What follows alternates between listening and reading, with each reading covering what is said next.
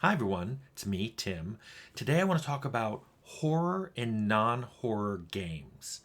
I want to answer a question from Decode666 who asked, horror and non-horror video games, how to approach it properly. That one mission which still sends chills down your spine, for example, the Ocean House Hotel in Vampire the Masquerade Bloodlines, or the atmosphere of Fallout 1 and 2, like the ambience, music, level design, and art. Robbing the Cradle in Thief Deadly Shadows, the Dunwich Building in Fallout 3, Ravenholm in Half-Life 2. Those are a lot of good examples. And I think I've played them all, or been there when they were made. So I'm going to answer Decode 666's question. But first I want to point out, Decode 66 is the person who did the wood art behind me, the one I did the video on. I'll link it below. So, hey. Anyway, a lot of what you mentioned in your question, even if it was on games I worked on, I didn't make it. So I've told this story many times, but Jason Anderson did the Ocean House level in Bloodlines. Also, many of the horror elements you see in Fallout, they weren't my idea. So, especially like the Master, the psychic stuff going on, those didn't come from me. But I think I can address it because I was there when they were made. I understand why they were made, and I think I can answer your basic question: is what can I do to add horror elements into a game I'm making, even if the game itself isn't a horror game? So you could say Vampire the Bloodlines is a horror game, but it really isn't. Certainly Fallout wasn't made to be a horror game. So let's talk about that. Probably one of the most basic ways you can add horror is just body horror. You know, the Wes Craven, oh my god, there's tentacles coming out of that, or there's a blob, or why does that thing have so many eyes? The reason this works is it gets us at an instinctual level. For most people, they can't help feeling a little repulsed, and it heightens that sense of horror. This is why I've talked in the past about when you see faces that are close to but not quite human, it has that uncanny valley where you're close but you're not quite, and therefore people feel repulsed. It's kind of a similar thing. It's a instinctual thing that we feel, and because it's instinctual, players can't logic it away. So for a lot of people, they will feel horror even if they don't want to, even if they're like, ha ha, oh, that's a stupid monster or whatever. Some level, they're going, So it's a good way of doing it. There's also ways of doing it where you can show how things that you have been taught in the game, so you learn things, and it leads to a horror. It leads to a conclusion which is horrifying. Now, it could be very mundane things, so as you're going along, you're just learning very mundane things. It's like, well, yeah, okay, that's the thing. And then it all comes together and you're like, oh no. It also might be a mystery. You're wondering how something works, or who somebody is, or why something is happening, and you dig and you dig and you dig, and then when you find out, you're like, oh no. So let me give a spoiler. Don't watch this if you want to read the Revelation Space books by Alastair Reynolds. So quit now, because I'm about to give a big spoiler. In that universe, there are these... You can't go FTL. Well, you can, but let's just say most people can't. So ships are called light huggers, where they go right up to, but they don't quite pass the speed of light. And, of course, normally that takes... The reason we can't do is that take an awful lot of fuel you need to keep on board, and that fuel has mass, and just to accelerate, to use that fuel, you're going to have to push all the other fuel as you go along. So there was a group called the Conjoiners, who basically had cybernetically modified their brain cases, and they came up with something called a conjoiner drive.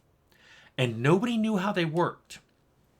But here was what people did know. They didn't take any fuel. When you turned them on, they just, emitted thrust, and that pushed your ship forward. They always came in pairs, and they had to be installed in pairs.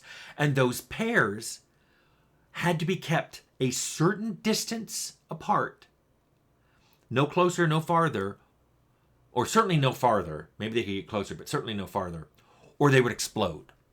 Worse, if you tried to open them up to see what was inside, they would explode.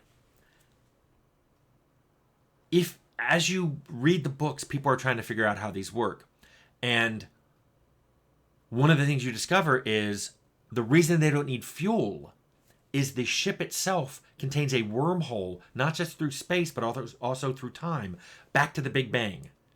So it's literally shooting out super energetic plasma from the beginning of the explosion of the universe. So it never needs to refuel, because once that wormhole connection is made, it shoots just all that horrible high pressure plasma out. It doesn't need fuel. And you do find out too that it's been booby trapped to explode if you try to tinker with it, which you think explains the distance thing, but it turns out the wormhole, then there has to be one in each. It is so hard to maintain the wormhole connection and keep the drives balanced that the conjoiners actually disembody one of their own and put their brain in one of the drives. And that brain, that disembodied brain, controls both drives.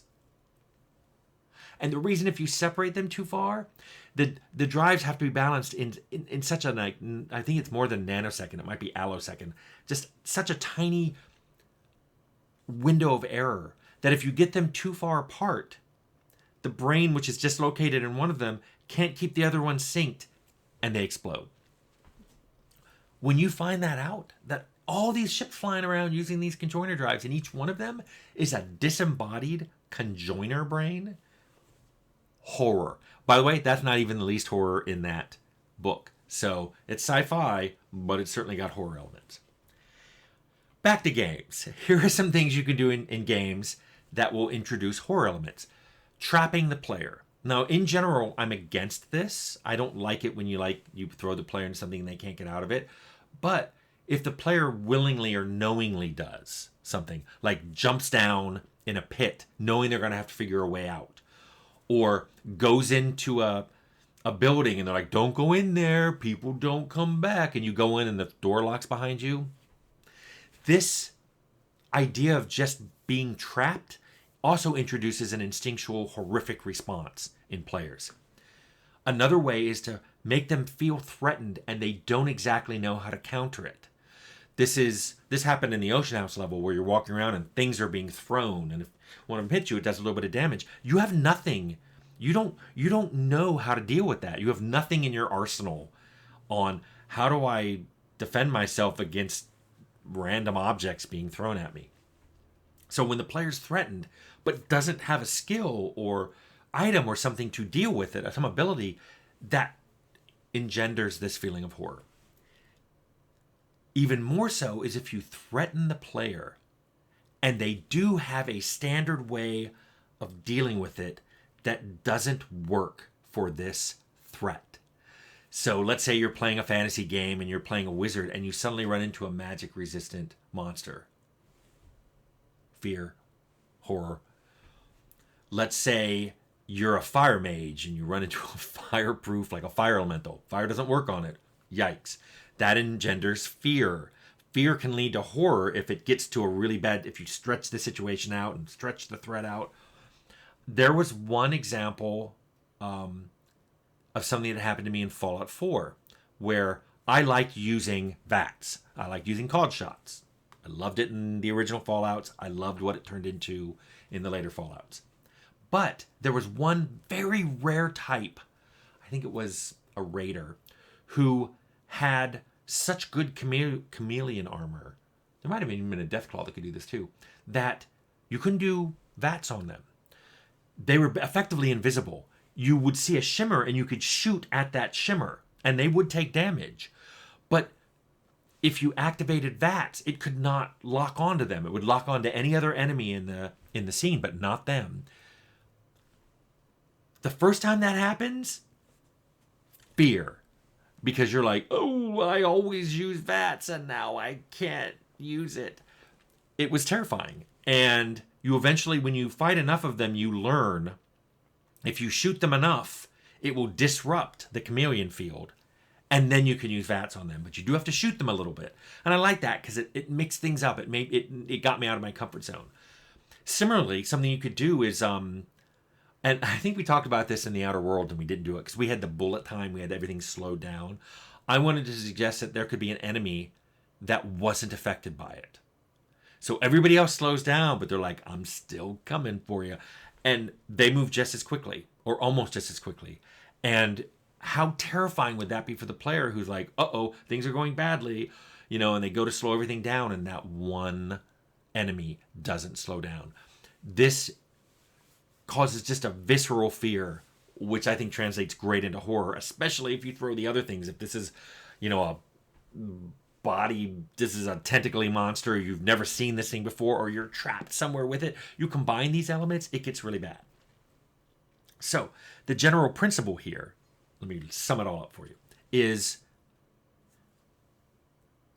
break a rule. Occasionally trap a player. Give them a mystery that leads to a conclusion they weren't expecting. Threaten them without a way to counter it. And this will engender fear and horror. You can, even if you want, explain later why that rule gets broken for this particular enemy. But the point is, if you occasionally break a rule, and justify it later, this will help you introduce that fear element, this horror element, into your game. So, Decode 666, I hope that answers your question.